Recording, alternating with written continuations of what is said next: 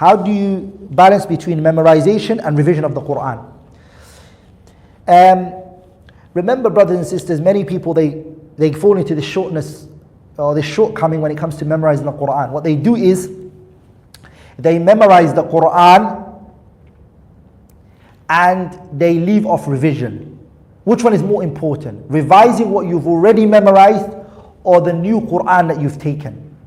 Without a shadow of a doubt, to revise what you've already memorized takes precedence over what you're going to memorize. Yani what you've already memorized is what you need to keep.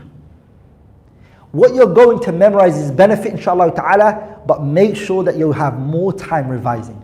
So, if you're a bit old and your memorization is not strong and you're weak at your memorization, I would say take little Quran and spend 2 days a week taking new Quran, and spend the rest of the days of the week, yani the remaining 5 days, focus on revision of whatever you've memorized, because that is the most important. And take 2-3 ayahs on the weekend, new ayats on the weekend. Move slowly.